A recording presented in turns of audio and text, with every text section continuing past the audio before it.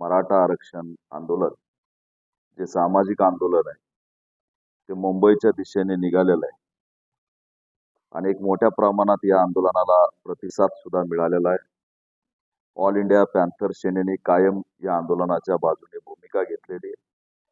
संतोष देशमुखच्या हत्याकांडापासून आणि त्याच्या आधीपासून मराठा समाजाच्या या आंदोलनाला आम्ही पाठिंबा दिलेला आहे.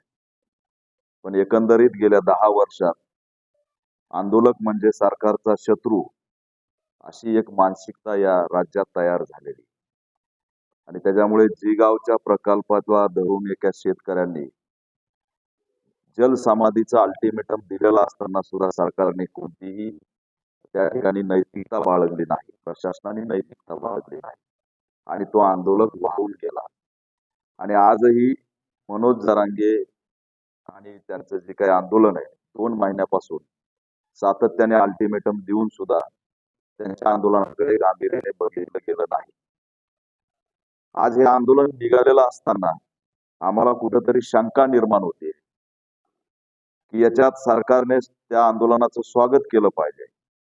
मुंबई ही महाराष्ट्राची राजधानी आहे आणि तिथे येण्यापासून कुणालाही रोखलं जाऊ नये अशी सरकारची भूमिका असली पाहिजे.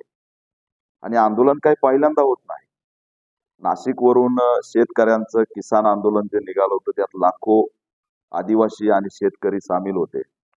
आंबेडकर भवन बचाव आंदोलन लाखो लोकांचं त्या ठिकाणी भीमसैनिकांचं आंदोलन झालं. तर मुंबईमध्ये लाखो लोकांचं आंदोलन हे पहिल्यांदा होत नाही. पण याच आंदोलनाला का रोखलं जातंय हा प्रश्न आम्ही या ठिकाणी व्यवस्थेला विचारतोय.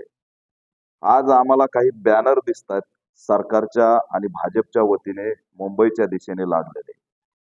त्याच्यामध्ये मुख्यमंत्र्यांना शिवी दिली आणि त्या शिवीचं भांडवल केलं जी की शिवी दिलेलीच नाही.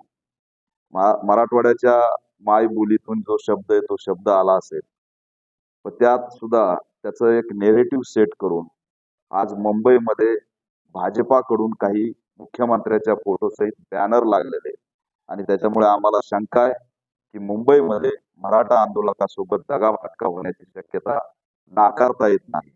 सरकारने कालपासून अचानक शिष्टमंडळ पाठवण्याचं सुद्धा रद्द केलं, मंत्री पाठवण्याचं सुद्धा रद्द केलंय आणि कुठंतरी हे आंदोलन चिरडून कसं टाकता येईल हाच या व्यवस्थेचा एकंदरीत मुंबईमध्ये प्रयत्न दिसतोय.